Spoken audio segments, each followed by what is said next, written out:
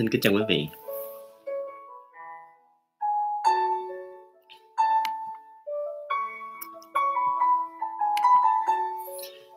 Chương trình livestream sẽ bắt đầu trong vòng một vài giây nữa. Quý vị đợi tôi tí xíu nha.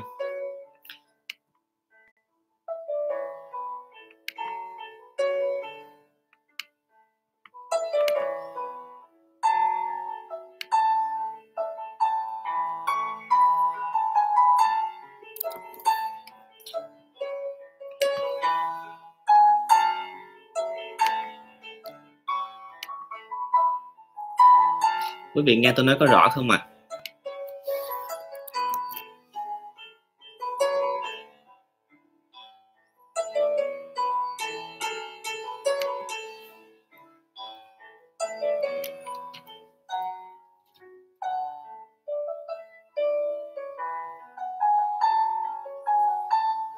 Bữa nay là chất lượng hình ảnh có vẻ đỡ hơn đúng không ạ?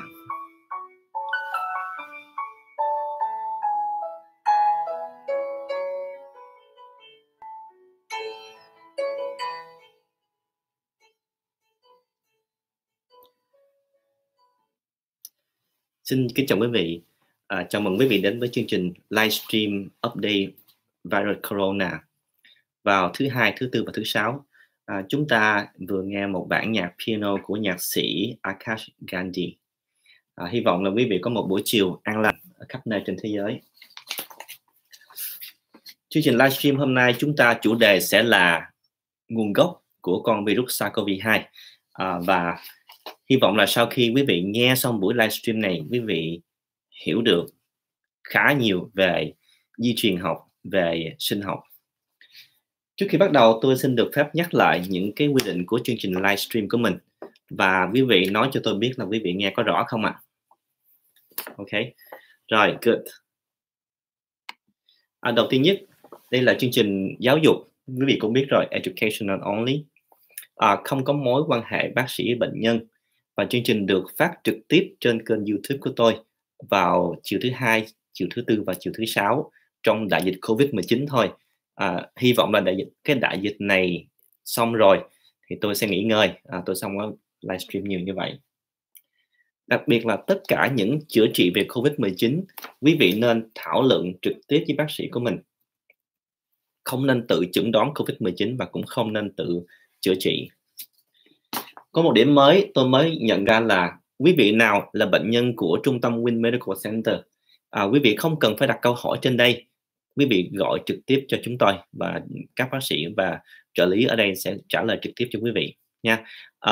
Tại vì có một số bệnh nhân của tôi đặt câu hỏi trên Facebook và trên YouTube và chúng tôi không có theo dõi hết những câu hỏi này, và trong lúc mà quý vị đợi câu trả lời thì có nhiều người khác trả lời và một số bệnh nhân của tôi lại tưởng rằng đó là tôi và họ nghĩ rằng đó là lời khuyên từ bác sĩ, và cái đó là không chính xác. Như vậy quý vị nào đang là bệnh nhân của trung tâm Win Medical Center, quý vị có cái đặc quyền là gọi trực tiếp tới đây để chúng tôi trả lời câu hỏi của quý vị nha.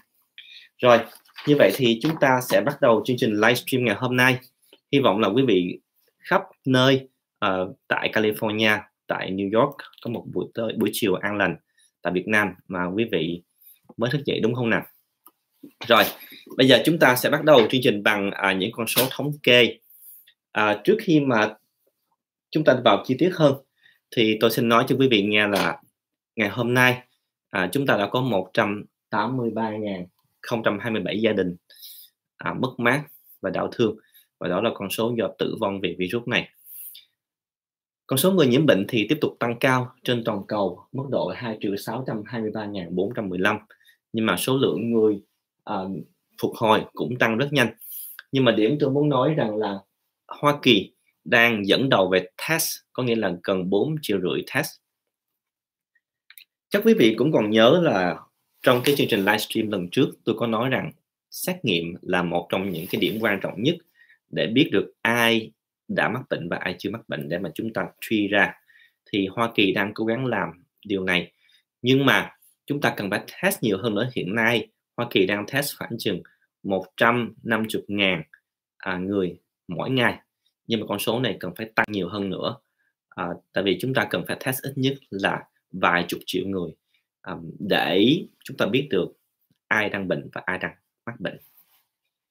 Ngày hôm nay khi tôi đang nói chuyện với quý vị thì con số mắc bệnh tại Hoa Kỳ đã ổn định và có xu hướng giảm xuống. Quý vị thấy là cái số lượng daily new case là những case mới mỗi ngày tại Hoa Kỳ bây giờ đang ổn định ở mức một vài ngàn case. Xin lỗi, một vài chục ngàn case. Hôm nay là 32.000 case và khoảng chừng 25 cho tới 30.000 case chuẩn đoán mới mỗi ngày. Tuy nhiên con số tử vong tại Hoa Kỳ thì vẫn chưa có dấu hiệu giảm xuống. Chúng ta nhìn vào biểu đồ này chúng ta sẽ thấy rằng số lượng người tử vong và đỉnh điểm cho tới bây giờ ngày hôm nay là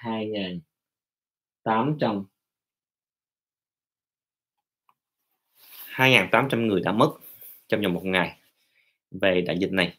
Tôi đã từng nói với quý vị là tháng 4 này, đặc biệt là 2 tuần cuối, có thể là chúng ta sẽ thấy nhiều con số tử vong hơn. Tại vì số lượng người tử vong là sẽ khoảng chừng 2 tuần cho tới 6 tuần sau khi mà họ chẩn đoán và họ mắc bệnh. Có nghĩa là chúng ta sẽ thấy là nó chậm hơn một thời gian. Giống như là chúng ta đạp thắng xe rồi, xe không dừng lại liền mà nó sẽ kéo dài một thời gian nữa. Rồi, tại California 33.000 case, đó là những thống kê gần đây, và số lượng người nhập viện tại California là 3.500 và số lượng người đang nằm trong ICU là 1.200. Cập nhật mới nhất về California ngày hôm nay khi mà thống đốc Newsom nói chuyện là California đang chuẩn bị test cho rất là nhiều người. Một số thành phố tại California bây giờ đang test kháng thể. Lần trước tôi có nói cho quý vị nghe là một cái nghiên cứu từ ngay tại Los Angeles của tôi cho thấy là khoảng 4% dân số tại đây là đã nhiễm bệnh. Có nghĩa con số này cao gấp 20-30 lần so với con số mà chúng ta test. Thành ra California đang đẩy mạnh cái đó. Quý vị nào ở California sẽ thấy trong một vài hôm nữa sẽ có nhiều cách test, và cái quan trọng hơn là bác sĩ gia đình của quý vị cũng giống như là những người mà liên lạc với quý vị sẽ yêu cầu quý vị đi test. Bây giờ tôi nói tí xíu về cái bệnh này, tại vì một lát khi chúng ta nói về nguồn gốc con virus quý vị sẽ hiểu hơn. Quý vị cũng nhớ là virus SARS-CoV-2 là một vật thể, không phải là vật thể sống. Khi mà bị nhiễm bệnh thì phần lớn quý vị sẽ phục hồi, chỉ có 20% là phải vào bệnh viện. Và bây giờ cái tỷ lệ tử vong nó lại càng thấp hơn nữa, tại vì số lượng người mắc bệnh ngoài kia rất là nhiều. Bây giờ chúng ta đã chuẩn bị về học sinh học chưa? Quý vị có nghe tôi nói không ạ? Hôm nay tôi nói tí xíu về sinh học ở Việt Nam có lẽ là lớp 10, lớp 11, 12. Tại Hoa Kỳ có thể là cũng high school, nhưng mà nhiều khi nó hơi có thể là ở bậc đại học là Biology 101. Trước khi tôi nói thì tôi nói tí xíu về cái này. Thì đây là con số thống kê, quý vị cũng có thấy rõ trên màn hình của tôi không ạ? Thì nước Mỹ bây giờ đang đi qua đỉnh dịch rồi, bây giờ chúng ta đang ở đỉnh dịch, trong khi những nước còn lại ví dụ như là Anh, Tây Ban Nha, Pháp và Ý, và cái nước bây giờ đi xuống trở lại gần như con số 0 là Trung Quốc. Thì đó là cái mà chúng ta muốn trong vòng một vài tuần nữa. Ngày hôm nay tôi có một cập nhật quan trọng cho quý vị, đó là Viện Sức khỏe Hoa Kỳ đã đưa ra một cái chỉ định về hướng dẫn trị liệu, và tôi có gửi cái link này trên YouTube này, quý vị có thể click vào đó, quý vị xem là những trị liệu này như thế nào. Cái tin buồn là trong vòng mấy tuần qua và mấy tháng qua chúng ta thử nghiệm mấy trăm cái loại thuốc khác nhau, trong đó có rất là nhiều loại thuốc mà quý vị nghe nói trên TV, cũng giống như là nhiều cái loại thuốc mắc tiền. Thì cho tới ngày hôm nay không có loại thuốc nào được xem là hữu dụng, và tôi nhắc lại đây là chiều thứ Tư ngày 22 tháng 4 năm 2020. Những thông tin chính thức từ Viện Sức khỏe Hoa Kỳ cho thấy rằng chưa có cái loại thuốc nào thật sự hữu dụng trong việc chữa trị bệnh COVID-19. Cho đến ngày hôm nay, cách chữa trị chúng ta chủ yếu là chữa trị hỗ trợ, có nghĩa là những bệnh nhân nào bị suy hô hấp, bị nhiễm trùng thì chúng ta chữa trị dựa vào cái bệnh, cộng thêm kiểm soát bệnh lý nền của họ, ví dụ như bệnh tim mạch, bệnh cao huyết áp. Đó là cách chữa trị bây giờ. Quý vị có thể click vào đó, quý vị xem hướng dẫn chính xác hơn. Nhưng mà đây là một trong những hướng dẫn có thể nói là chi tiết nhất, bao gồm rất là nhiều chuyên khoa khác nhau. Thì quý vị có thể coi trong đó, tôi có gửi cái link để quý vị xem nhé. Rồi bây giờ chúng ta nói về Biology 101. Đây là một trong những chủ đề mà tôi nghĩ là quý vị sẽ thấy thú vị. Không biết quý vị còn nhớ, quý vị nào nhớ hồ sơ sinh học bên Việt Nam thì có hai cái chuỗi phân tử di truyền mà chúng ta hay nghe nói là DNA và RNA. Tại sao tôi nói cái này? Tại vì một lát khi chúng ta nói về cái nguồn gốc của con virus đó, quý vị cần phải hiểu tí xíu về cái này. Trên hình á, là một bên á, bên trái của tôi, quý vị có thấy hai cái song song với nhau không? Giống như hai con dung á, thì đó là DNA, là double stranded, là hai cái. Cái bên ngoài á, là cái RNA, là chỉ có một chuỗi thôi. Tại sao tôi cho quý vị biết những cái này? Tại vì đây là những cái dữ liệu, những cái di truyền cơ bản nhất của chúng ta. Ví dụ như tóc của tôi, cái màu mắt, da của tôi, cái hình dáng của tôi thật sự là được quy định trong cái chuỗi của DNA. Khi mà chúng ta xây nhà, chúng ta có một cái bản gọi là blueprint, cái bản vẽ thiết kế, thì DNA được xem là một cái bản vẽ thiết kế cơ thể của chúng ta. Khi mà DNA, những cái bộ máy trong cơ thể gọi là protein, dựa vào cái DNA này sản sinh ra những cái cấu trúc phân tử nhỏ, và từ những cấu trúc phân tử đó chúng ta mới xây dựng ra một cái hình hài giống như quý vị bây giờ, giống như tôi. Quý vị cứ tưởng tượng là nó khá là, có thể là amazing, có nghĩa là rất là tuyệt vời. Thì nhìn vào hình, quý vị cũng thấy rằng là hai cái chuỗi này là cái chuỗi kép DNA khá là ổn định, tại vì nó kết nối với nhau. Trong khi cái chuỗi đơn là chuỗi RNA không có ổn định, và cái chuỗi này là cái chuỗi dễ bị dị biến. Rồi bây giờ chúng ta biết cơ bản về tí xíu, bây giờ chúng ta nói về virus. Có một cái điểm mà tôi rất là khâm phục là trường y khoa Harvard có một cái chương trình gọi là COVID-19 Curriculum. Đây là một cái chương trình được viết bởi những sinh viên y khoa tại trường Harvard. Nhưng mà đây là những sinh viên, khi mà tôi viết xem thì tôi thấy các bạn này viết cực kỳ hay. Và cái điểm mà tôi cảm thấy rất là có thể là khâm phục các bạn là, cho nên tôi muốn nói cho các bạn biết là những cái tác giả là ai trước ạ. Thì đây là một cái nhóm sinh viên đó. Thì trong nhóm sinh viên của trường y khoa Harvard thì có hai bạn đã là PhD, là tiến sĩ rồi. Thì một số quý vị hỏi tôi là tại sao ở bên Mỹ có cái vụ mà tiến sĩ đi học y khoa, thì cái đó là chuyện rất là bình thường. Có khoảng chừng 10% sinh viên y khoa tại Hoa Kỳ. Quý vị cũng biết là học y khoa tại Hoa Kỳ là học sau đại học, có nghĩa là chương trình MD và chương trình PhD là song song với nhau. Có nghĩa là rất là nhiều quý vị học tiến sĩ xong và chuyển đi học y khoa. Trong khi tại Việt Nam khác nhau hoàn toàn. Thành ra tôi muốn giải thích như vậy để quý vị xem là tại sao có một số em sinh viên ấy là PhD hết rồi mà đi học y khoa. Rồi, bây giờ chúng ta cụ thể hơn là đi vào cái đầu tiên nhất, gọi là basic virology, là tìm hiểu cơ bản về virus.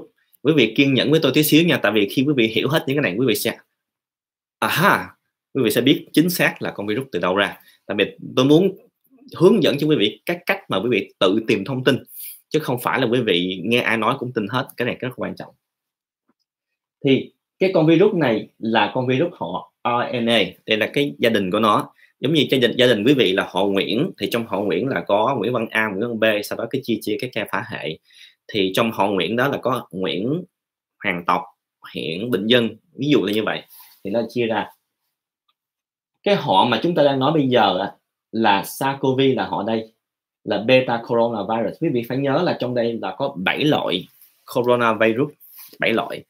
Trong đó có 4 loại là lành tính, 3 loại ác tính.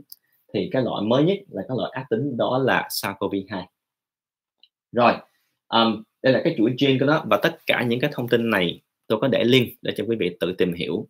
Tại vì khi mà quý vị tìm hiểu xong, quý vị sẽ thấy là nó rất là thú vị, và cá nhân tôi khi tôi tìm hiểu là những cái này thấy là thực sự mình học thêm được nhiều thứ từ các bạn sinh viên.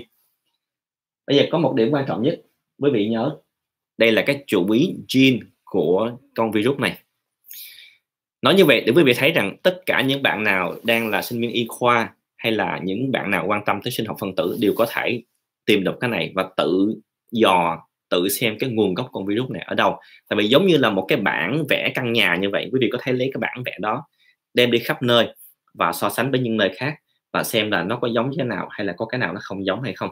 Thì đó là cái điểm mà tôi muốn chia sẻ kỹ hơn cho quý vị là như vậy.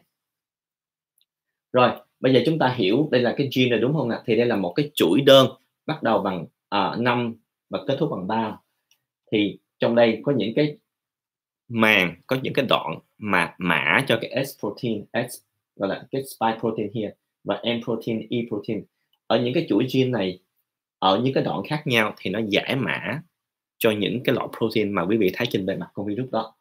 Tại sao? Tại vì khi quý vị xuống đây kỹ hơn, quý vị sẽ thấy rằng khi mà chúng ta phân tích gene của con này là nó chia ra nhiều cái nhánh, và ở kỹ hơn là tôi biết là quý vị bây giờ hơi buồn ngủ rồi đúng không?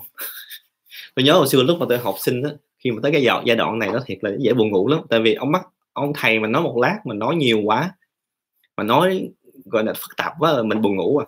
Nhưng mà chỉ nhớ là nó có những cái cây phản hệ như vậy và chia ra. Có hai cái điểm này rất là quan trọng trong cây phản hệ này. Thứ nhất là quý vị thấy cái con trỏ ở đây không? Là cái SARS-CoV-2 là cái màu đỏ nè, là chúng ta quan tâm ở đây. Màu vàng là ở trên những con động vật, và màu xanh dương là con khác. Xanh dương ở đây là con dơi. Dựa vào hai cái điểm này là quý vị thấy nó bắt đầu có sự liên hệ gần gũi giữa con virus gene này với con dơi, và đây là cái bảng phân tích gene từ Harvard. Rồi, kỹ hơn, chúng ta nói về virus.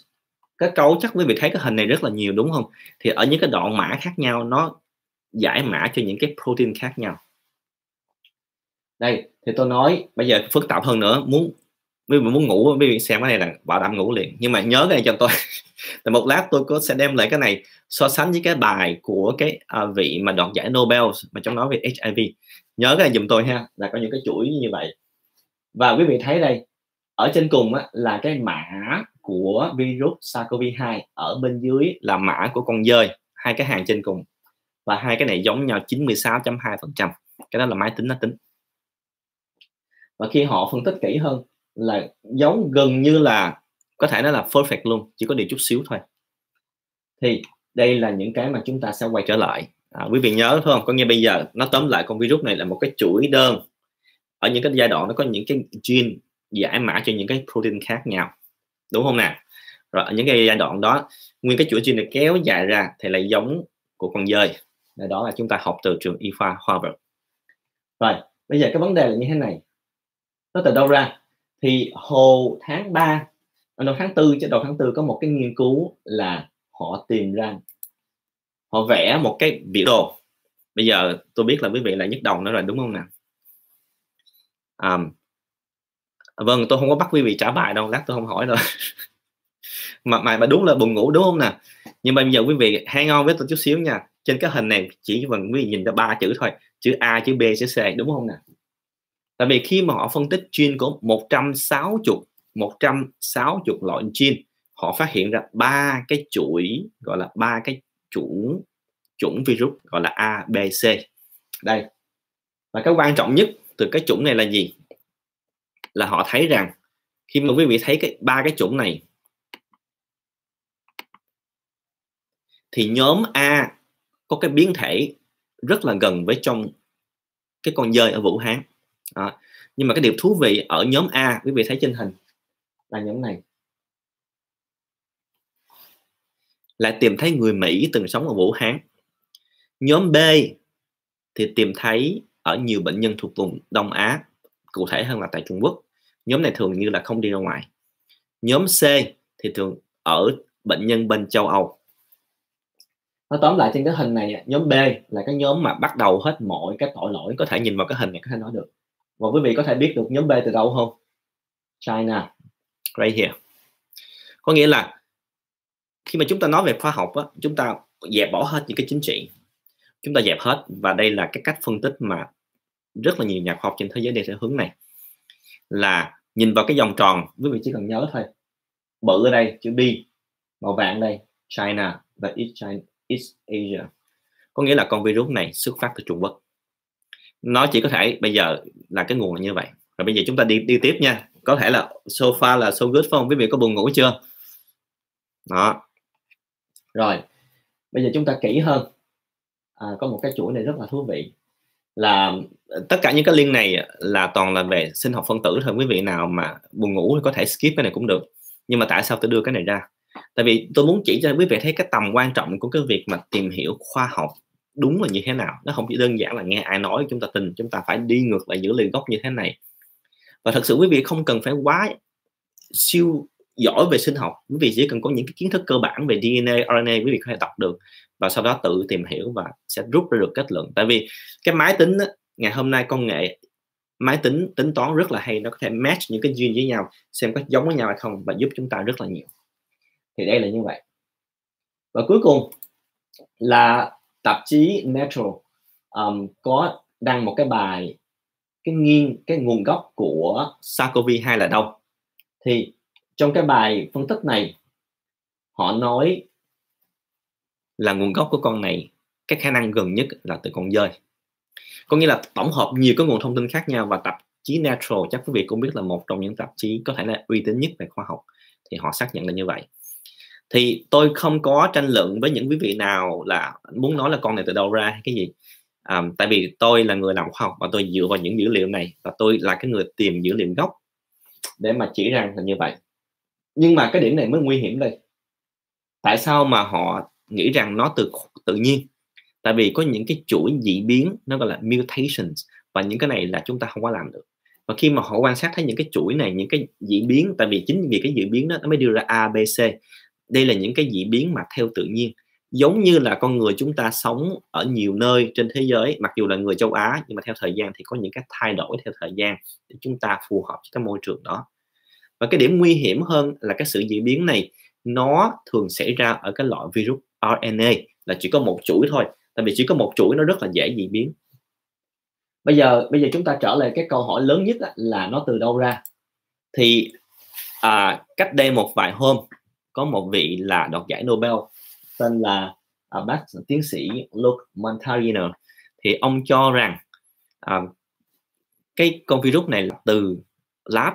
Cái lý do là tại vì trong con virus này có những cái chuỗi gene giống như HIV, trong đó có 4 cái chuỗi đó, và ông dựa vào cái nghiên cứu từ Ấn Độ. Và đây là một trong điểm tôi muốn nhấn mạnh với quý vị, là đầu tiên nhất quý vị nghe ai nói là quay trở lại dữ liệu gốc, coi cái người đã nói cái gì và cái bài đó như thế nào. Thì ngài nói rằng là dựa vào cái bài nghiên cứu từ Ấn Độ, và tôi sẽ lấy cái bài nghiên cứu đó cho quý vị xem. Thì khi mà họ nói như vậy, tôi trở lại cái bài gốc này, và đây là cái bài gốc đây. Thì cái bài gốc đăng trên hồi tháng 1, nhưng mà sau đó có chữ withdraw. Quý vị biết tại sao? Tại vì nó có lỗi trong đó, nó sai cơ bản, và sau đó họ đã rút cái bài này ra, cái bài này không được publish nữa. Là một trong cái điểm quan trọng nhất khi chúng ta đọc tạp chí khoa học, chúng ta phải biết cái người đó là ai và phân tích cái nguồn như thế nào. Nhưng mà để tôi phân tích kỹ hơn cái bài này luôn. Thì trong cái đoạn này có 4 cái đoạn, thì họ cũng phân tích cái chuỗi DNA này, và họ chỉ ra 4 cái đoạn insert 1, 2, 3, 4. Insert 1, 2, 4 trên màn hình này là những cái mà từ virus HIV giống như là của con SARS-CoV-2.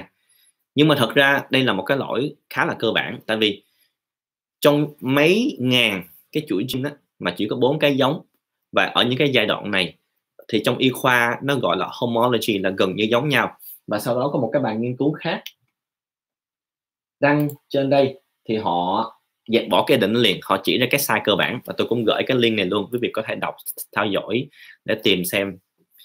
Thì rất nhiều nhà khoa học đã chứng minh rằng cái nghiên cứu từ Ấn Độ đó là sai cơ bản. Và cái việc một cái người đoạt giải Nobel dựa vào một cái nghiên cứu sai cơ bản đó, nó cho chúng ta thấy một điều là thậm chí khi mà chúng ta là cái người đoạt giải Nobel đi chăng nữa, có những cái chúng ta phát triển là không đúng. Không phải là tại vì chúng ta không đúng, mà nhiều khi chúng ta tin đồng nghiệp chúng ta. Ví dụ như tôi quen với một quý vị là tiến sĩ gì đó làm ở viện đó, và tiến sĩ nói cho tôi nghe như vậy, tôi tin liền và tôi không có kiểm chứng và tôi phát biểu. Thì cái đó là một trong những cái có thể nó là cái sai lầm.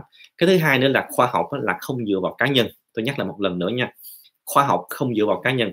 Và cái người mà càng có uy tín thật sự trong khoa học là cái giá trị thấp nhất. Tại sao? Những cái bằng chứng khoa học, những cái nghiên cứu mới là cái giá trị gốc, giá trị cốt lõi của khoa học, chứ không phải cũng giống như lúc nào tôi nói chuyện với quý vị là tôi lấy những cái nghiên cứu ra mà nói, chứ tôi không nói là tôi là bác sĩ Win Tran, tôi là bác sĩ chuyên khoa, tôi học 10 mấy năm trời, tôi có bao nhiêu nghiên cứu chứng minh gì đó. Thật sự tôi không, quý vị để tôi không dùng những cái đó. Tại vì đối với tôi cái con người của mình chỉ biết chút xíu thôi, cho dù mình học sâu cỡ nào, mình giỏi cỡ nào, mình chỉ biết chút xíu thôi. Và cái việc mà chúng ta trích dẫn khoa học, chúng ta phải lấy những cái nguồn gốc ra.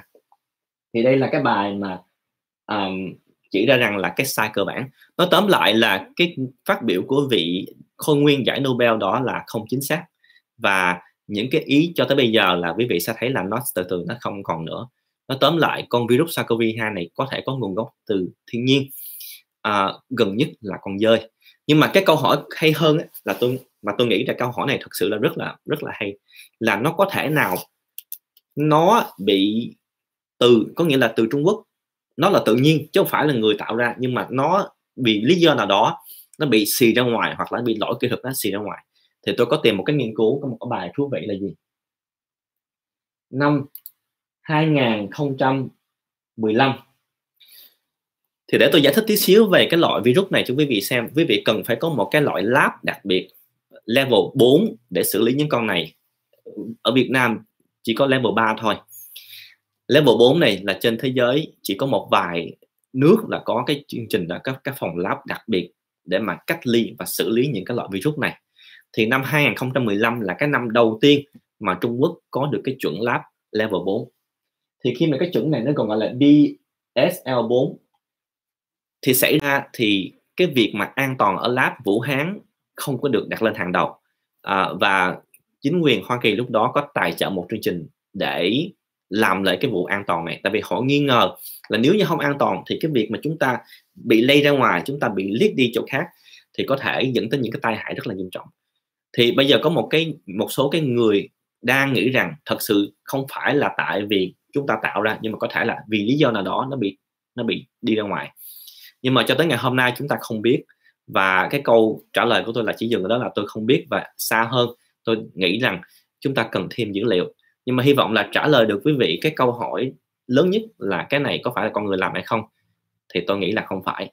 Và cái thứ hai là từ đâu đến, thì chúng ta nghĩ rằng phần lớn là đến từ tự nhiên, và gần nhất là từ con dơi.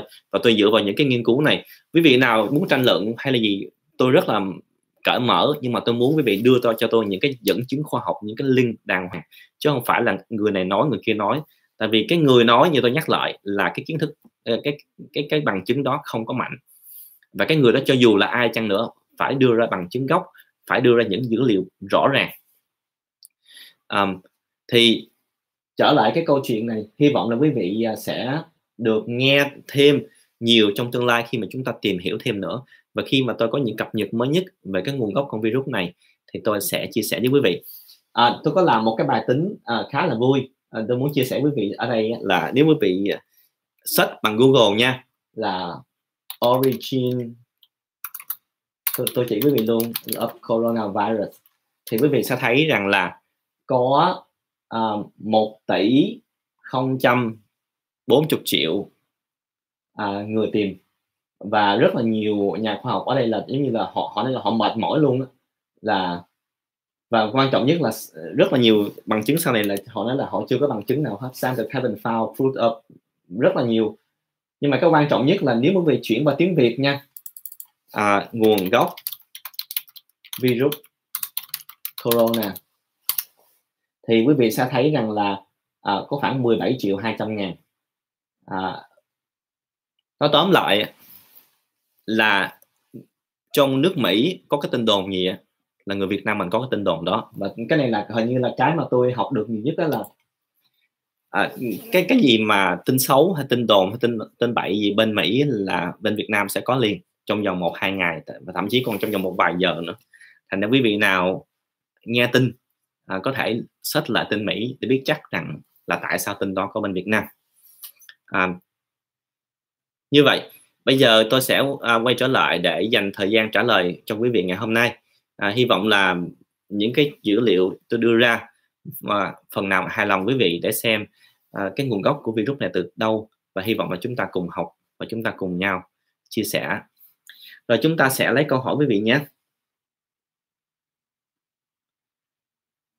Bây giờ tôi sẽ quay trở lại câu hỏi của quý vị, và trước khi tôi trả lời tôi xin được phép chia sẻ một cái bản nhạc mà gần đây tôi thấy rất là thú vị của nhạc sĩ Akash Gandhi.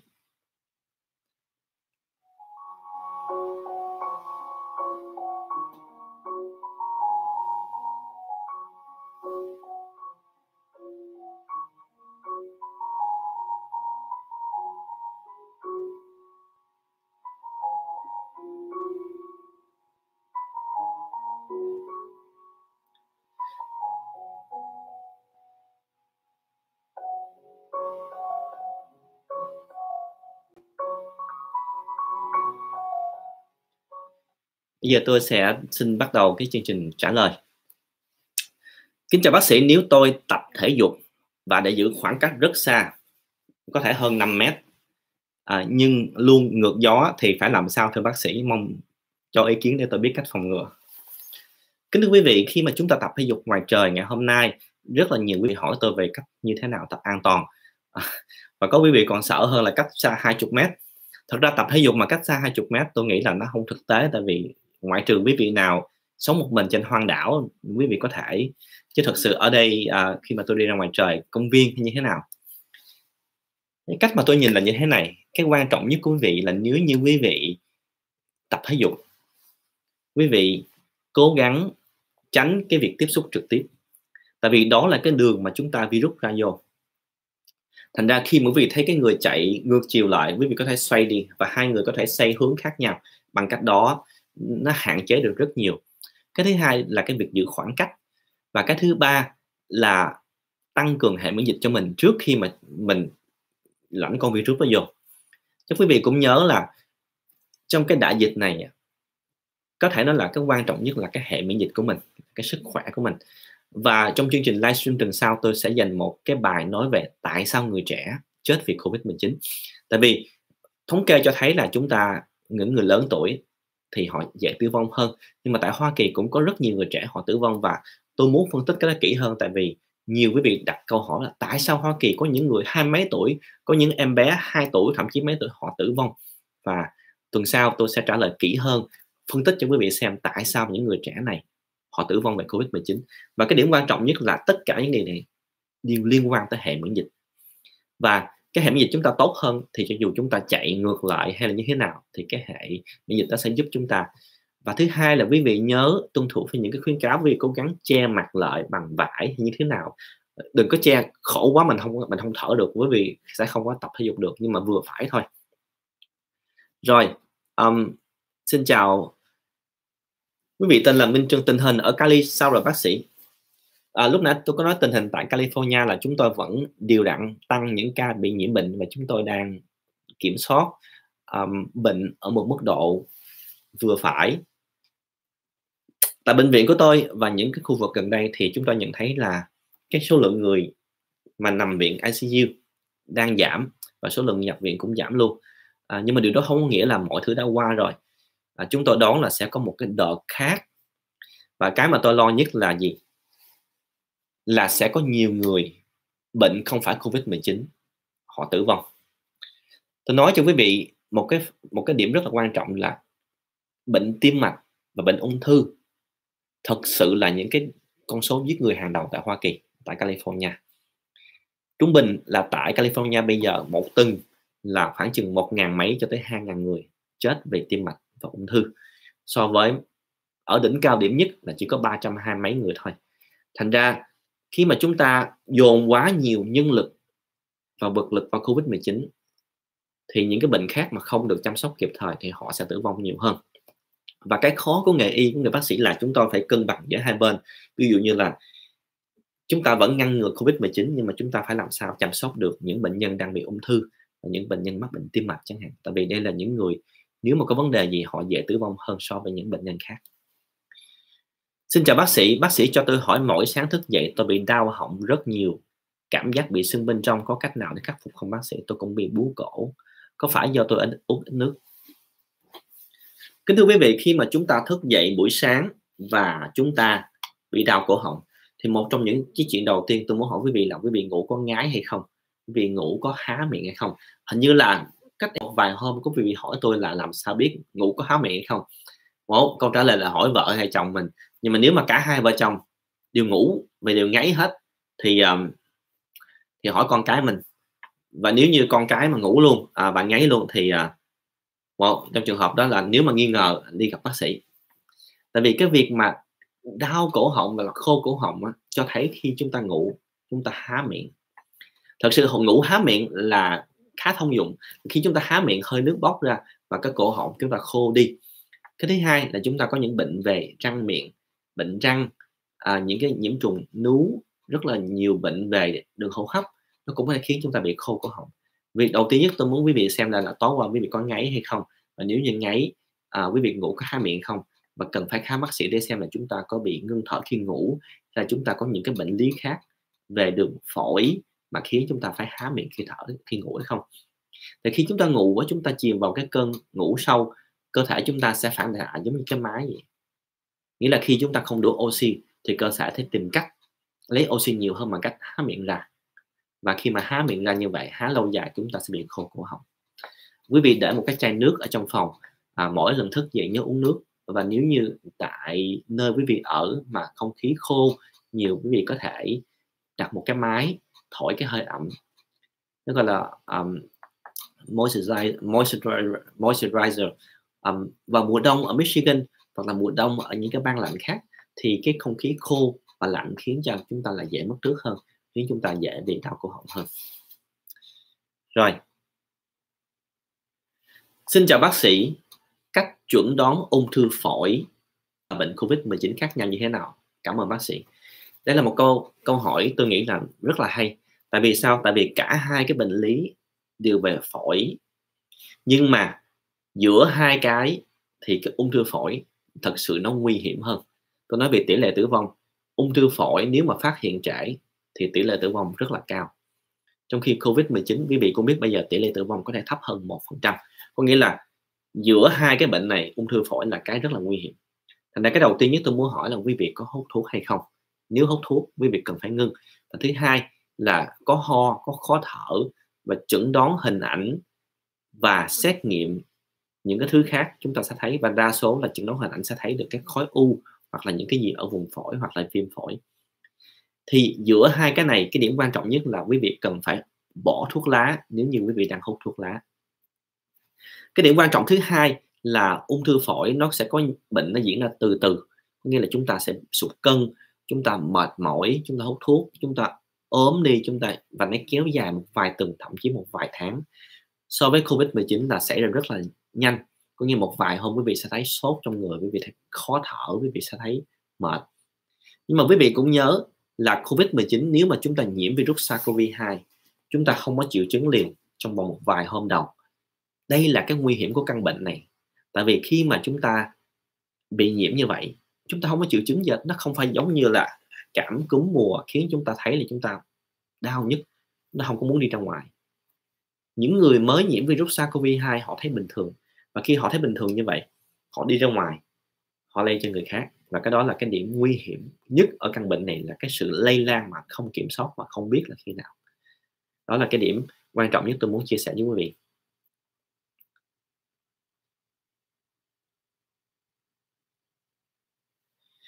Kính thưa bác sĩ, chỉ số COVID của CDC và John Hopkins khác nhau rất xa vài ngàn cây, vậy chúng ta nên tin vào website nào? Quý vị ơi, John Hopkins là cái trang cập nhật thường xuyên hơn, trong khi CDC là họ theo sau một vài ngày.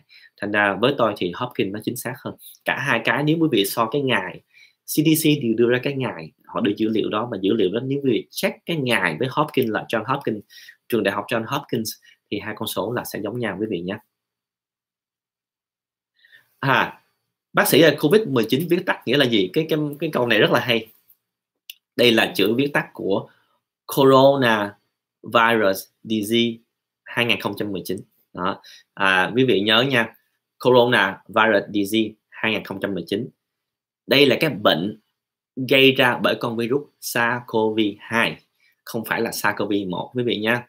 Đây, đó là hai cái khác biệt, một cái bệnh và một cái là virus. Xin chào bác sĩ khỏe không? Dạ tôi rất khỏe quý vị nha. Xin chào bác sĩ, trong thời gian đại dịch Covid-19, nếu như bệnh viện gọi vào làm giải phẫu cái tuyến giáp thì tôi có nên nhận lời hay không, hay để một thời gian nữa? Xin cảm ơn bác sĩ. Cảm ơn quý vị đặt câu hỏi cũng hay, tại vì tôi cũng làm những cái tiểu phẫu, và hiện nay thì Hiệp hội Bác sĩ phẫu thuật Hoa Kỳ, American College of Surgeons, là họ khuyên rằng là nếu như những cái chương trình phẫu thuật này, những ca phẫu thuật này không phải là khẩn cấp và không phải là nguy hiểm tới tính mạng thì chúng ta nên dời lại. Tuy nhiên khi mà dịch nó qua rồi, ví dụ như là khoảng chừng một vài tháng nữa, khi mà dịch đã ổn định hơn thì chúng ta sẽ bắt đầu làm những cái phẫu thuật này. Nhưng mà nó có một điểm này là đa số quý vị nào làm phẫu thuật là chúng ta sẽ test để xem quý vị có mắc bị virus hay không. Và đa số là sẽ dùng cái test kháng thể là antibody. Tại vì cái test đó sẽ cho quý vị biết là quý vị có bị nhiễm virus hay là đã từng bị nhiễm bệnh hay chưa. Và test cái đó chỉ mất 10 phút, 15 phút, và nặn máu ở đầu ngón tay ra xem chúng ta có bị nhiễm hay không. Thì cái đó là cái hướng dẫn bây giờ khi mà chúng ta nói về phẫu thuật. Như vậy trở lại câu hỏi của quý vị là cái tình trạng, cái tuyến giáp của quý vị bây giờ là như thế nào? Có nghĩa là có nguy hiểm quá hay không? Nguy hiểm là như thế nào? Là cường giáp hoặc là hạ giáp hoặc là thấp giáp. Có nghĩa là tuyến thyroid nó quá nhiều khiến chúng ta bị tim đập thình thịch, chúng ta bị run lẩy bẩy, chúng ta bị mất năng lượng, hoặc là chúng ta tăng cân, chúng ta mệt mỏi. Nó tóm lại là những cái gì mà nó ảnh hưởng nguy hiểm tới nhịp tim và ảnh hưởng đến tính mạng thì quý vị cần phải phẫu thuật. Còn nếu không thì quý vị đợi một vài tuần, một tháng nữa nhé.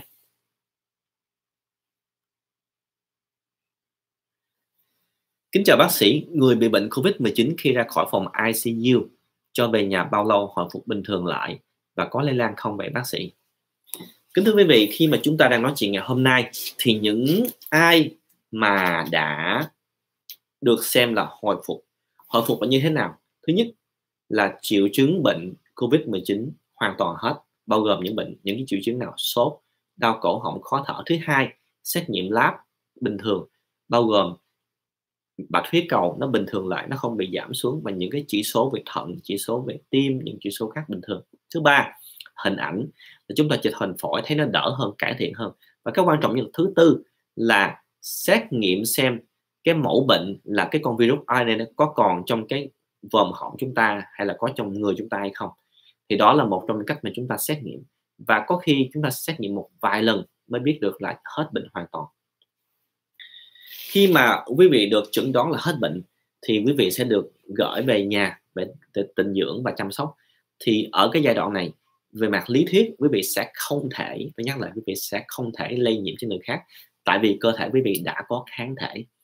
Tuy nhiên cái vấn đề là một số nơi, ví dụ như Hàn Quốc, thậm chí tại Trung Quốc, nó có cái tình trạng là đã cho ra viện rồi và ở thời điểm đó đã xét nghiệm là âm tính, nhưng mà một vài tuần sau xét nghiệm lại thì thấy vẫn còn con virus, và cái đó chúng ta gọi là âm tính giả. Có nghĩa là ở thời điểm đó chúng ta xét nghiệm chúng ta không tìm được cái lượng virus trong máu, trong cái dịch vòm họng, và đó là một trong những cái điểm khó khăn của con virus này, là chúng ta đôi khi phải test hai bên lỗ mũi, chúng ta lấy nhiều nơi, lấy nhiều cái sinh phẩm trên người chúng ta để biết chắc rằng là không có còn con virus đó. Nhưng mà về mặt lý thuyết là nếu như quý vị đã phục hồi hoàn toàn, quý vị sẽ khó và không gây cho người khác bệnh quý vị nhé.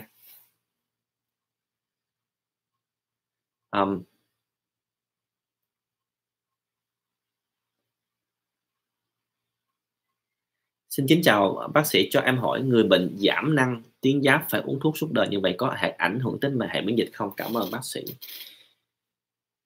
Khi mà chúng ta nói về tuyến giáp ở đây và chúng ta giảm, có nghĩa là hypothyroidism là thấp tuyến giáp, thì những trường hợp này chúng ta cần phải uống thuốc hay còn gọi là hormone tuyến giáp, và uống cả đời. Thì có một số nghiên cứu cho rằng là có thể giảm hệ miễn dịch, nhưng một số nghiên cứu khác thì chưa thấy cái bằng chứng đó. Hiện nay quý vị chỉ việc uống bình thường, tại vì khi mà chúng ta không uống thuốc thì cái hệ miễn dịch chắc chắn sẽ bị ảnh hưởng. Tôi nhắc lại một lần nữa, những quý vị nào đang có bệnh miễn dịch hay bệnh tự miễn giống như trường hợp quý vị ở đây, tiếp tục uống thuốc giống như chỉ định của bác sĩ. Thì khi mà chúng ta ngưng thuốc một cách đột ngột thì khiến cho cái tuyến giáp chúng ta nó đã không đủ sản xuất hormone rồi, thì chúng ta thiếu những hormone này khiến chúng ta tăng cân, chúng ta mệt mỏi và ảnh hưởng tới tim, ảnh hưởng tới da, và tất cả những này khiến cho hệ miễn dịch của chúng ta bị ảnh hưởng và không tốt. Rồi, như vậy tôi sẽ tiếp tục quý vị nhé, để tôi mở nhạc cho quý vị nghe tiếp, tại vì ít có người đặt câu hỏi quá.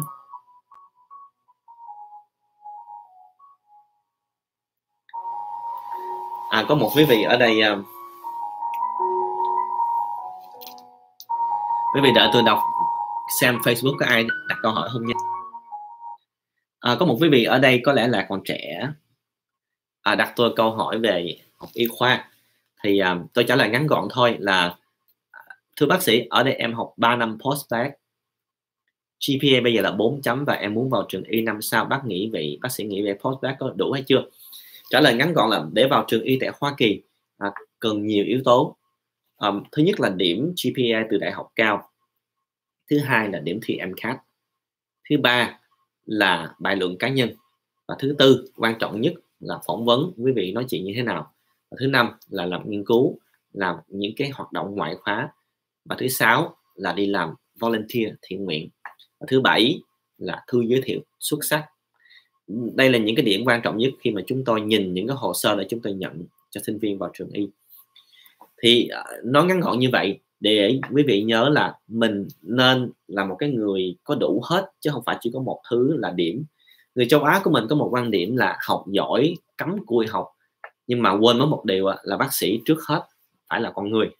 Quý vị nhớ cái bài nói chuyện của tôi là trước khi làm bác sĩ là một công dân tốt, tại vì bác sĩ xét cho cùng cũng bình thường như quý vị thôi, tôi cũng là con người, một cái người bình thường như bất kỳ quý vị nào. Thành ra cái đầu tiên nhất trong ngành Y là quý vị phải có những cái rất là bình thường, những cái cảm xúc, những cái ví dụ như tình thương hoặc là những cái gì đó mà rất là bình thường mà ai cũng có hết. Rồi chúng ta sẽ nói về điểm sau. Cái đó là cái điểm quan trọng của y khoa tại Hoa Kỳ, là chúng tôi nhận những cái người mà chúng ta nghĩ rằng là những cái người tốt rồi mới dạy học y khoa, chứ điểm không phải là cái quan trọng nhất. Và cái đó là tôi muốn chia sẻ với quý vị như vậy. Thứ sáu này tôi có nói tí xíu, cái chủ đề thứ sáu này trong chương trình livestream là nói về đào tạo bác sĩ trong Covid-19 như thế nào. Tại vì có rất là nhiều thay đổi. Quý vị cũng biết tôi là bác sĩ đi dạy, và khi mà chúng ta có những thay đổi như vậy thì chúng ta phải dạy sinh viên hay là dạy bác sĩ nội trú như thế nào để cho những cái bạn này, những cái người trẻ này sau này khi mà họ xong rồi, họ xong chương trình nội trú, họ trở thành những bác sĩ tốt hơn. Và Covid-19 thật sự thay đổi rất là nhiều cách mà chúng ta giảng dạy y khoa, ít nhất là tại Hoa Kỳ. Bây giờ tôi xin được phép xem một số câu hỏi ở tại Facebook để xem là, tại vì một số quý vị nhắc cho tôi là tôi đặt câu hỏi bên Facebook sao bác sĩ không có trả lời. Bác sĩ ơi,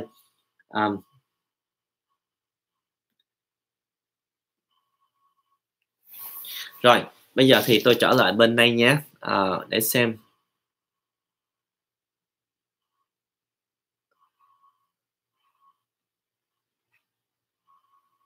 Sao bây giờ bác sĩ không đọc câu hỏi nữa?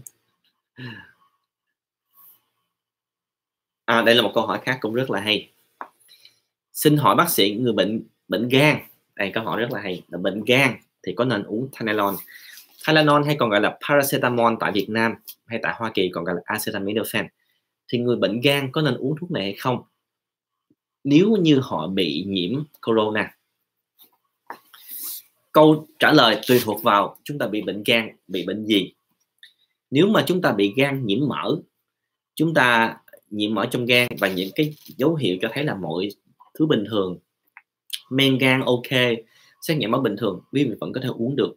Nhưng mà cái quan trọng nhất tôi muốn nói với quý vị nghe là đầu tiên nhất, nếu mà quý vị nghĩ là mình bị bệnh gan và quý vị muốn uống Tylenol để chữa bệnh Covid-19, quý vị nên gọi điện cho bác sĩ quý vị nha, cái này quan trọng nhất. Tôi nhắc lại, muốn chữa trị Covid-19 phải nói chuyện với bác sĩ của mình, không có được tự chữa bệnh, và càng không nên nghe lời người khác. Quý vị nhớ nha, tại vì cái sinh mạng của chúng ta là không có dựa vào một ai đó trên mạng nói chuyện, và càng không nghe những cái lời đồn để chúng ta tự chữa bệnh, đúng không nào? Bây giờ tôi nói kỹ hơn về bệnh gan. Thì ở cái mức độ mà gan nhiễm mỡ thì nó không có đến nỗi. Thậm chí có một số nghiên cứu có thấy là chúng ta bị xơ gan, hay còn gọi là cirrhosis. Xơ gan mà tại Việt Nam lý do đầu tiên và tôi nghĩ tới, và quý vị cũng nên nghĩ tới là gì? Uống rượu, đúng không nào? Việt Nam là một trong những nước mà tiêu thụ rượu có thể nói là thuộc hạng nhiều trên thế giới, và nhiều tới nỗi mà tôi nhớ là những cái hãng bia bên Việt Nam mọc lên như nấm như vậy. Và bia và rượu là một trong những lý do mà dẫn đến xơ gan, thậm chí ung thư gan ở Việt Nam là một trong những nơi mà nhiều nhất trên thế giới. Một phần là tại vì chúng ta uống rượu nhiều quá. Thì ở cái mức độ đó, nếu mà chúng ta bị xơ gan và xơ gan cấp tính nguy hiểm hơn, thì dĩ nhiên là bất kỳ cái thuốc nào mà ảnh hưởng tới gan đều làm cho gan yếu đi, và cái đó là nó sẽ khiến chúng ta không nên uống trong trường hợp đó. Như tôi nhắc là gọi điện cho bác sĩ. Bệnh gan quý vị có thể là nhiễm mỡ cho tới xơ gan hoặc là ở giữa, và tùy cái mức độ mà nặng hay nhẹ của cái bệnh gan này mà chúng ta có uống thuốc hay không.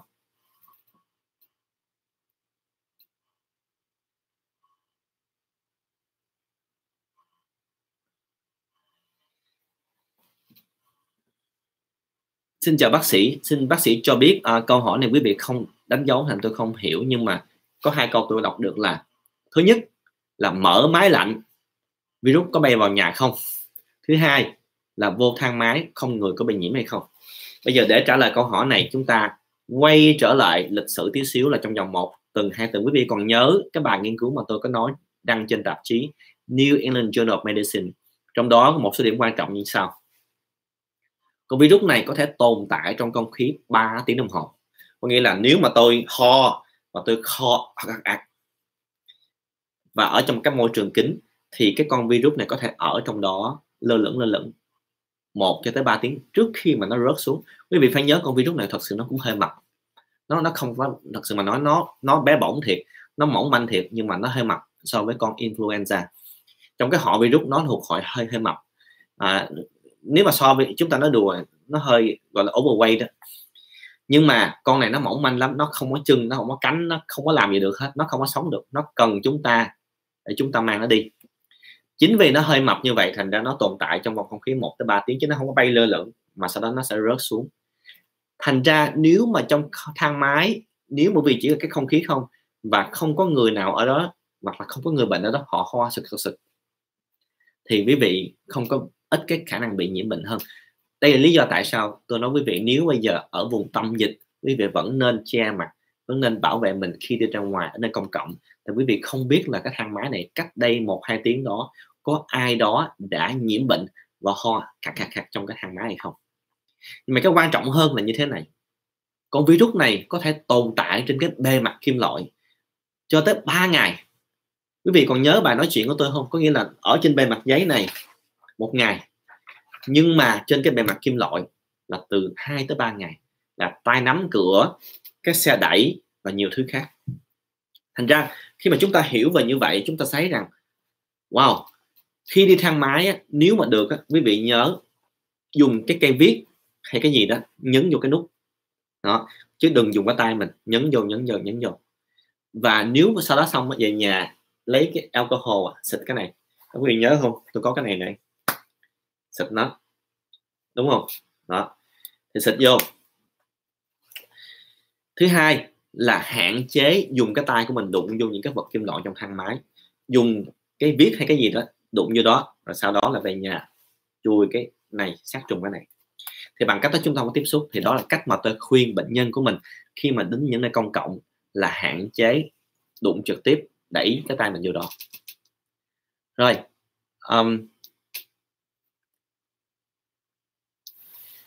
kính chào bác sĩ, những người làm trong môi trường có hóa chất và tiếp xúc với hóa chất nhiều có thể bị lây nhiễm Covid-19 hay không?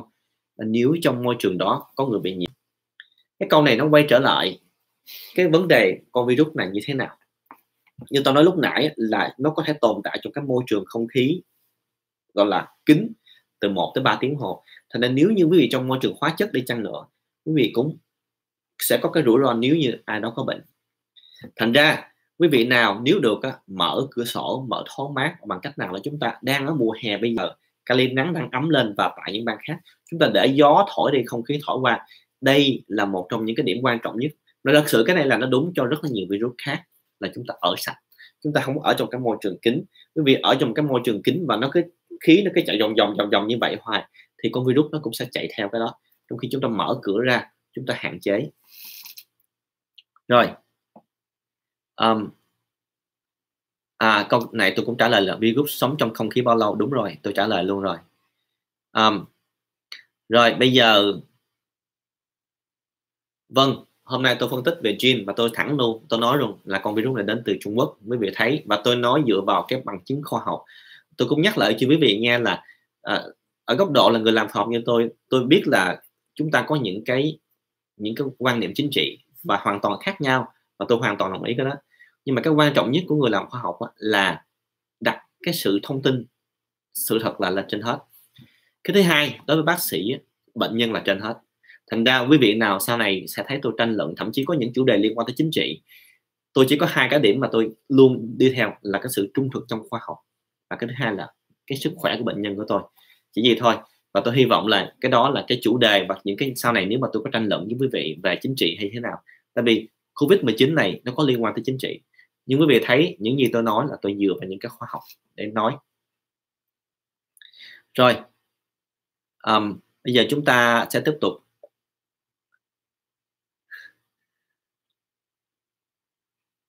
Bây giờ sau quý vị bắt đầu ít đặt câu hỏi là tôi sẽ mở nhạc cho quý vị cho bớt ngủ nha. Thật ra sau này tôi phát hiện là có một cái trên YouTube họ có rất là nhiều nhạc mà tôi rất là thích.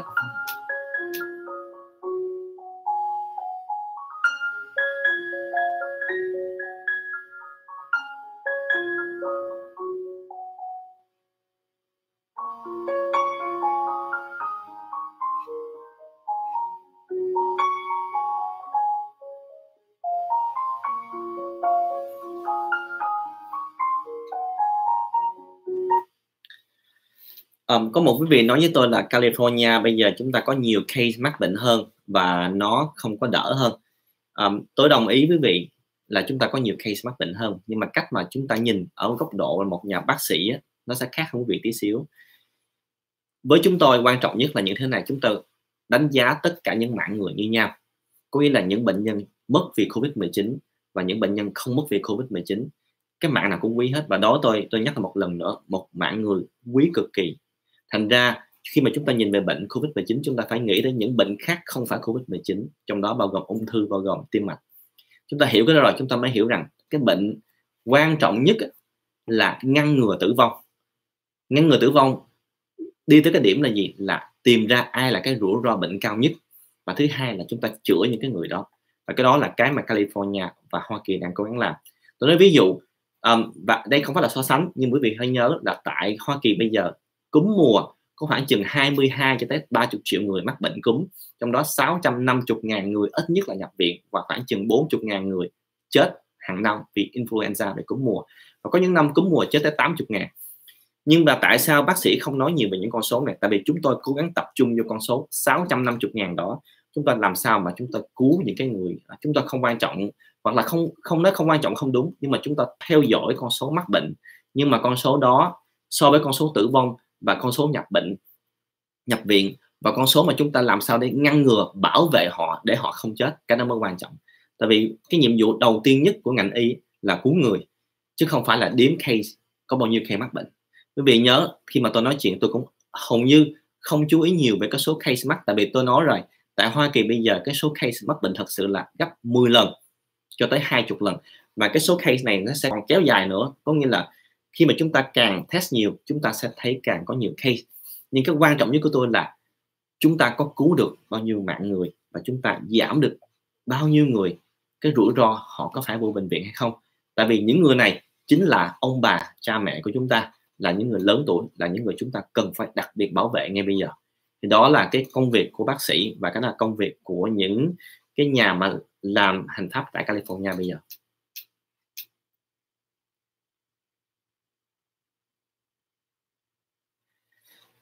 Kính chào bác sĩ, theo như dự đoán thì peak ở California là 5-6 ngày trước.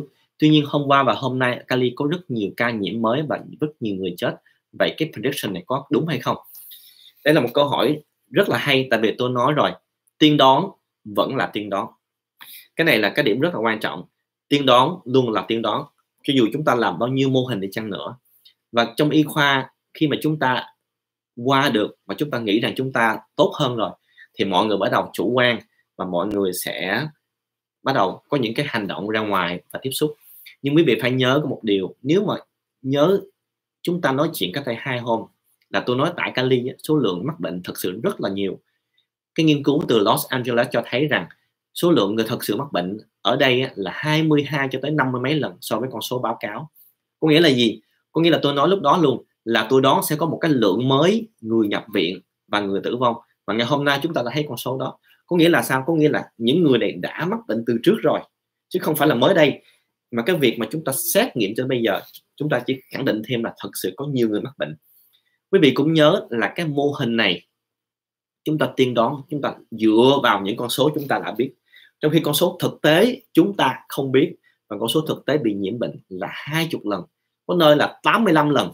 Ở trên Santa Clara, quý vị tưởng 85 lần là con số khủng hoảng thật sự. Tôi thật là, nhưng mà chúng ta không có đi quá cái đó, tôi chỉ nói là 10 lần cho tới 20 lần thôi, để cho quý vị biết rằng là thành ra trong bệnh viện chúng tôi hay là nhiều nơi khác tại Hoa Kỳ và California là chúng ta tiên đoán là sẽ có một cái lượng là surge, bệnh nhân sẽ tăng lên, và ngày hôm nay chúng ta đã bắt đầu thấy như vậy.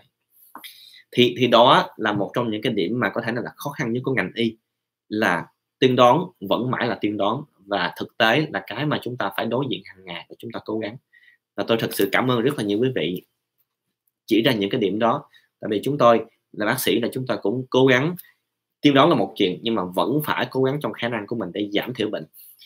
Song song với cái việc giảm thiểu bệnh Covid-19, chúng ta phải chữa bệnh không phải Covid-19. Và tôi nhắc lại luôn là ngày hôm nay Covid-19 không có giết người nhiều bằng ung thư và tim mạch, và đây là hai cái bệnh hàng đầu mà đang giết người tại California, đang xảy ra bây giờ.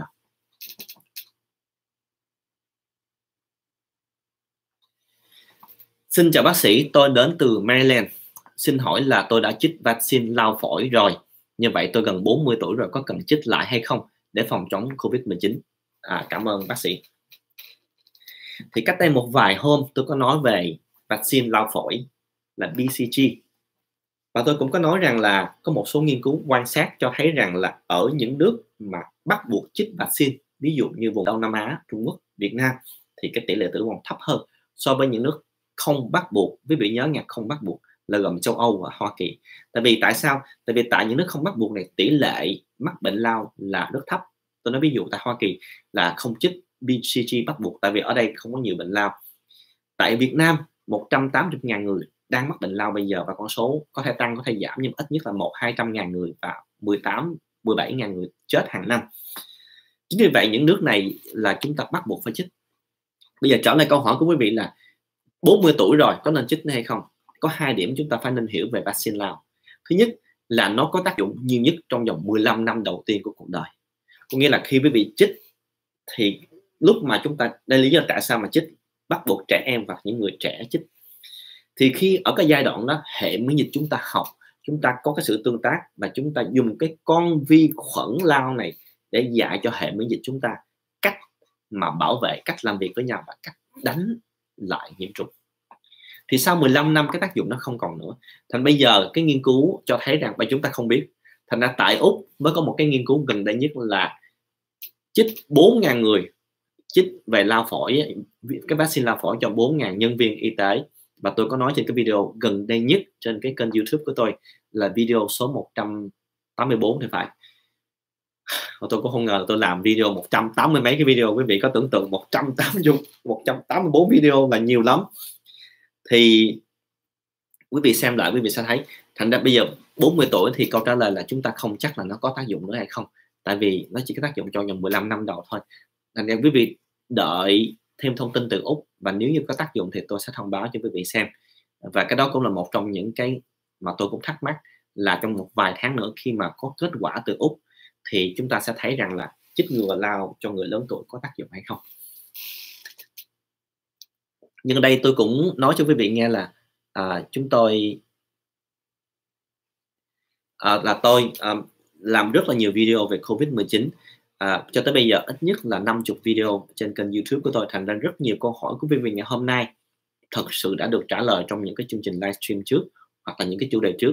Nhưng mà tôi vẫn nói lại để cho những quý vị nào gặp và hôm nay là lần đầu tiên nghe tôi nói, thì quý vị sẽ có câu trả lời liền.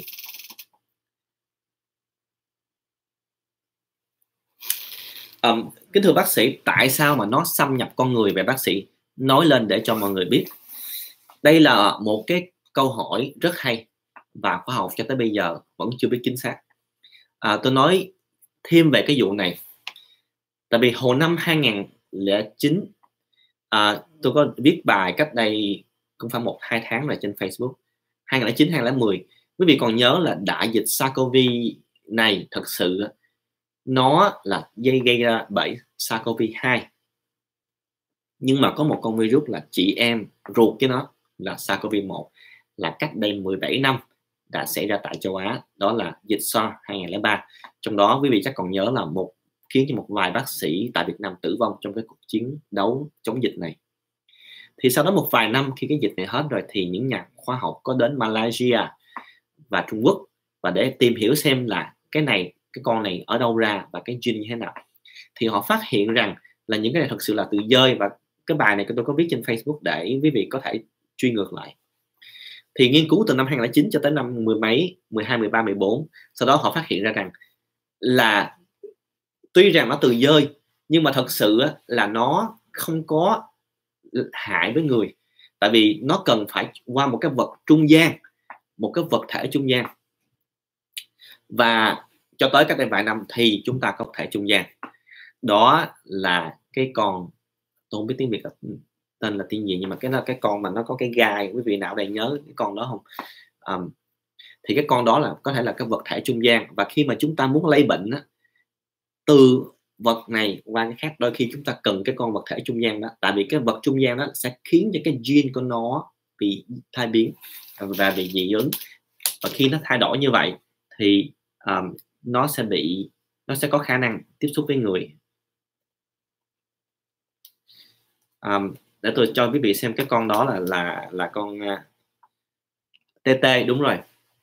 Thì con TT là cái con mà lúc nãy tôi có chỉ trên cái bản đồ gene đó, là TT có thể là con vật trung gian giữa dơi và người. Và bây giờ nói tiếp là TT ở đâu? TT là bán trong những cái chợ tại Trung Quốc và một số là tại Việt Nam. Thành ra đây là những cái dự đoán của những nhà khoa học. Họ đoán rằng là chính vì cái vật thể trung gian là TT hoặc con nào đó khác khiến cho con virus này nó có khả năng dị biến, và khi nó dị biến rồi nó có thể tiếp xúc tương tác với những cái tế bào trong người, đặc biệt qua các thụ thể là ACE2. Mà nói thêm tí xíu về cái này, tại vì thật sự khi mà tôi càng tìm hiểu về SARS-CoV-2 tôi cảm thấy nó hay, nhất là nó liên quan đến cái chuyên khoa của tôi là cái hệ miễn dịch. Thì tôi nói luôn quý vị trước khi tôi kết thúc chương trình ngày hôm nay, là ngày hôm nay ngoài cái việc con SARS-CoV-2 này nó tấn công vào tế bào phổi, nó còn có thể tấn công một bạch cầu lympho T rất là quan trọng, tại vì ở cái thụ thể là CD147. Quý vị nào còn nhớ cái bài nói chuyện của tôi là ở HIV khi nó tấn công vào tế bào bạch cầu lympho, nó làm cho tế bào bạch cầu này giảm xuống, thì con SARS-CoV-2 này cũng tấn công vào bạch cầu lympho T và khiến cho bệnh nhân giảm tế bào bạch cầu. Và đây là một trong những điểm rất là nguy hiểm. Tại sao? Tại vì tế bào bạch cầu chính là cái người lãnh đạo trong hệ miễn dịch thu được. Quý vị còn nhớ không? T-cell chỉ cho B-cell, B-cell sản xuất kháng thể tấn công virus. Và nếu như người lãnh đạo có nghĩa là nó giết cái tướng, chạm tướng rồi, thì binh sĩ không có đường để mà tiến công. Thành ra cái con virus này tấn công rất là thông minh, là tấn công vào ảnh hưởng tới tế bào bạch cầu lympho T. Và đó tôi xin được phép kết thúc chương trình livestream ngày hôm nay. Cảm ơn quý vị đã theo dõi, và tôi nghĩ rằng có nhiều điểm thú vị khi mà chúng ta học hỏi cùng nhau và chúng ta trao đổi với nhau. Tôi xin nhắc lại là chương trình livestream này được livestream trực tiếp trên kênh YouTube Dr. Win Tran Official của tôi, và tôi chỉ có một kênh duy nhất là như vậy. Chương trình được thực hiện vào chiều thứ Hai, chiều thứ Tư và chiều thứ Sáu, 5 giờ rưỡi California, hay 7 giờ rưỡi sáng thứ Ba, thứ Năm và thứ Bảy. Chúc quý vị một buổi tối tại California hay nơi bất kỳ nơi nào bình yên, một buổi sáng tươi đẹp. Cảm ơn quý vị nha.